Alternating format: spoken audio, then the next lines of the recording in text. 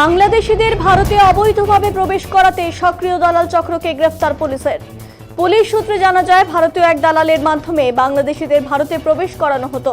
এরপর ওই বাংলাদেশের জাল নথিপত্র তৈরি করে ভারতের বিভিন্ন এলাকায় পাঠানো হতো। এমনই চাঞ্চল্যকর ঘটনা জানতে পারা গেছে।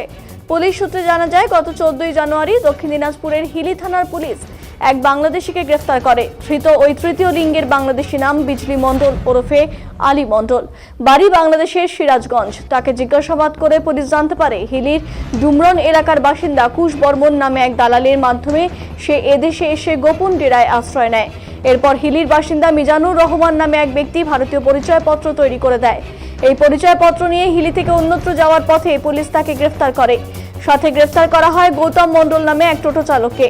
এরপরই গতকাল রাতে পুলিশ অভিযান চালিয়ে দালাল কুশ বর্মন এবং জাল নথি তৈরির অভিযোগে মিজানুর রহমানকে গ্রেফতার করে। এদিন তাদের বালুরঘাট আদালতে তোলা হবে। বালুরঘাটের ডিএসপি হেডকোয়ার্টার বিক্রম প্রসাদ জানান, হিলি থানার পুলিশ 14 জানুয়ারি এক বাংলাদেশিকে গ্রেফতার করার পর তাকে জিজ্ঞাসাবাদ করে দালাল চক্রের দুজনকেই ধরা হয়েছে। আদালতের মাধ্যমে তাদের পুলিশি হেফাজতে নেওয়ার আবেদন জানানো হয়েছে। এভাবে কতজনকে দেশে ঢোকানো হয়েছে বা চক্রের সাথে আর কারা জড়িত রয়েছে, পুলিশি হেফাজতে নেওয়ার পর তাদের জিজ্ঞাসাবাদ করা হবে।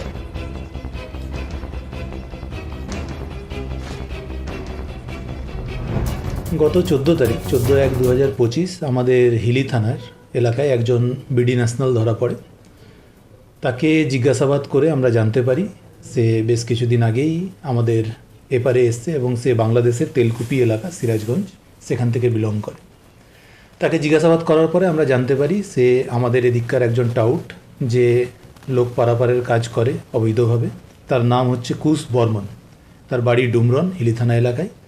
তাকে আমরা ইন্টারসেপ্ট করি এবং তাকে জিজ্ঞাসাবাদ করে জানা যায় যে সে বেশ কিছুদিন ধরে এই ধরনের লোকজনকে এপার ওপার করার কাজ করে এবং তাদের ফোর্সড ডকুমেন্টস, বিশেষ করে আধার কার্ড এবং অন্যান্য আইডেন্টি কার্ড তৈরির কাজের সাথেও সে যুক্ত।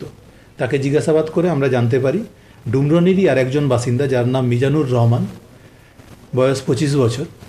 সে মূলত তার একটা কম্পিউটারের দোকান আছে এবং সেই কম্পিউটারের দোকানে এই কুশের মাধ্যমে যে বিডি ন্যাশনালরা এপারে আসে তাদের ছবিগুলো কালেক্ট করে এবং সেখান থেকে তাদের ফোর্স ডকুমেন্ট তৈরি করে। তো সেই ইনপুটের উপর আমরা ওয়ার্কআউট করি এবং আমরা রাতের মধ্যেই ডুমরন থেকে সেই মিজানুর রহমান তাকেও ধরি এবং তার দোকানের যে যন্ত্রপাতি আছে সেগুলো আমরা সিজ করেছি এই কেস কানেকশনে। এই মুহূর্তে তাদের স্যার এখন অবধি কতজন এইভাবে এই বাড়ি এসছে জানা? এখনও তাদের জিজ্ঞাসাবাদ চলছে, পুরোপুরি তথ্য এখন আমাদের হাতে নেই। একজনকে আমরা ধরেছিলাম, তাকে জিজ্ঞাসাবাদ করে এই দুজনের কানেকশন পাওয়া গেছে এবং আমরা চেষ্টা করছি আর কারা যদি কেউ এসে থাকে তো তাদেরকে পুলিশ বের করার জন্য।